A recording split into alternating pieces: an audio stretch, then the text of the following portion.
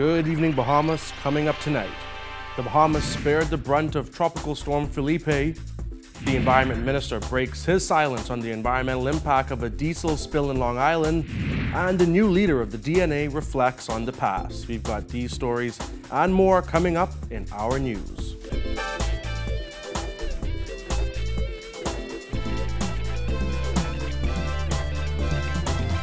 Our news is brought to you by Alive, the nation's newest and best LTE network. Good to be alive.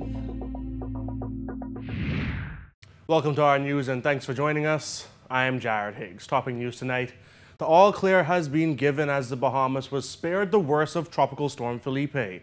The system sped through South Florida and the extreme north of the Bahamas before scurrying into the open Atlantic. Forecaster Greg Thompson of the Department of Meteorology says the storm was poorly organized and never stood a chance with a cold front from the north moving in. Weather is clearing up across the northwest Bahamas.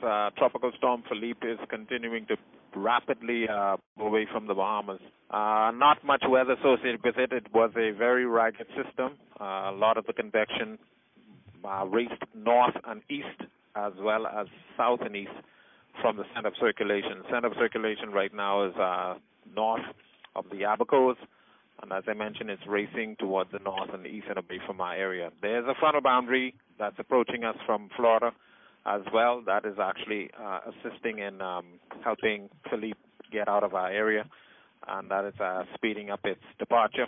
That frontal boundary should be moving into the Bahamas as we speak, and we should be enjoying a drier and more pleasant weather condition behind the front once it moves into our area.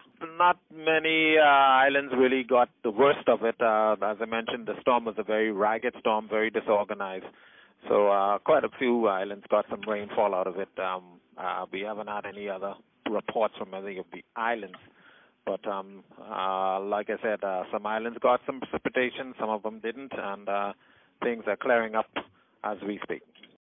The Minister of the Environment is breaking his silence on the environmental impact of a diesel spill in Grays, Long Island. A stranded barge that has called a cove off the northeast Long Island coast home for a little over 2 weeks now reportedly dumped tens of thousands of gallons of diesel into the ocean when weather conditions deteriorated, causing the vessel to partially overturn and spill its contents. Reports from an initial assessment team say that very little diesel spilled into the sea, with an analyst from the Department of Environmental Health putting the number at less than 1,000 gallons of diesel.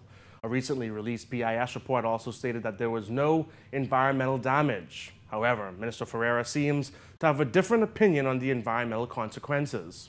We see here that we have a barge that's in this cove area right here. This cove area has been impacted, not by just the presence of the barge, but we can see that there must have been a release at some point here in the field. We can look at the water and see that. But this is a high energy area, evidenced by the fact that the barge itself is broken in half. And it's broken in half by the wave energy. And so, as Minister Campbell said, and as Member of Parliament Gibson is saying, we're very committed to cleaning this up and restoring it as far as we possibly can to its original state. If you remember when we were walking in, we examined the shoreline as we came up, and we didn't see any evidence of fuel along the shoreline as we came up. But when we're in this cove now, this is an impacted cove. And so this is obviously a priority, and we want to pay attention to it. And as Mr. Campbell said, we'll make every effort will be made to ensure that it's cleaned up. The Environment Minister also noted pockets of diesel on the shoreline, as well as lots of other debris. They will be removed. They don't appear to be leaking any material at this point. We did see some tidal pools with oil sheen on them. We saw two as we walked in, which as we got closer to this cove. So that's a part of the cleanup exercise. But again, if you look over into the water, you can see debris. You can see semi-submerged tanks, what looks like spools of wire for the hurricane relief efforts, etc. Cargo. And so we want to remove that, and we want to remove the barge. Minister of Transport Frankie Campbell was really the minister with charge over this entire situation. The Port Department was responsible for making the decision to not salvage the vessel when there were teams ready to assist. Minister Campbell says the owner is footing the cleanup bill. Surveying with the naked eye, the loss to the vessel itself is total and complete. The cargo is completely lost. So this is a cleanup mission. The immediate concern is to remove all the debris and make sure that as far as humanly possible, we don't allow any further risk to other mariners that would be traversing these waters.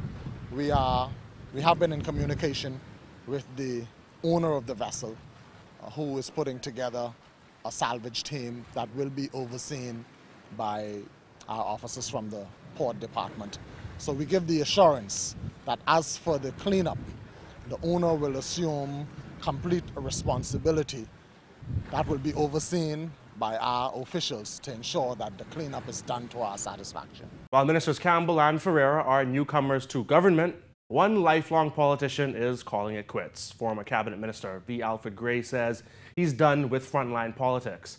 The former Michael MP is plying his legal trade, handling criminal and other matters. Despite his retirement from the front line, our Cal Joaquin tells us we can expect Gray's influence behind the scenes. Frontline politics for me is over as I speak to you now. The May 10th general election no doubt brought several surprises, with many of the PLP's juggernauts wiped out. Big names like Leslie Miller, Shane Gibson, and V. Alfred Gray all defeated by newcomers. But it's unclear just how many wish to return to the political battlefield. V. Alfred Gray says he's done. And I say that guardedly because you never say never. But if I were to speak truth, I have no interest in running again for Parliament. While he said he's done with frontline politics, he will be working behind the scenes. Gray was one of 5 vice chairmen elected during the party's convention last week. That convention also saw the election of Phillipe Davis as leader and Fred Mitchell as chairman, both a part of the previous Christie administration. Monique Pindling, the daughter of Sir Lyndon Pindling, the country's first prime minister, gave a tough critique of the previous government, saying some members became arrogant and allowed the ambitions of a few men to override the needs of the nation. While he didn't necessarily agree with everything she said, Gray welcomed her statement. That's the only way you can grow. Because if you stagnant expressions, whether positive or negative, what you have done would be to stagnate the growth and development of the party. So free expressions is healthy. I don't agree with all the things that were said, but who am I to judge that they shouldn't say it? He said it seems all the F&M government has been doing so far is criticize the previous government. At some point, he said, Bahamians will get tired of it. If an election is called today, the F&M will lose. Because I believe it is true to say they won this government on the pillar of deceit. They knew most of the things they say were lies, but they were better than we were at our own game. They lied about the VAT issue. They lied about telling students they're going to give them free tuition. I know you didn't believe that. Certainly I never did. The former cabinet minister said, sadly, it appears the F&M is only trying to tarnish the name of the PLP and hurt the legacy of Perry Christie. I'm hearing, as the minister having been responsible for BAMSI, I'm hearing they want to change the name. Well, that could only be to try and erase the legacy of Perry Christie. They cannot do that. I don't care what they call BAMSI.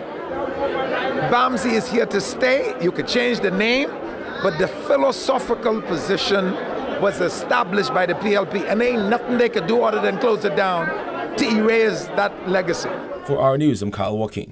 When we come back, the Bahamas Union of Teachers boss says pay up to the Bahamas government. You're watching our news.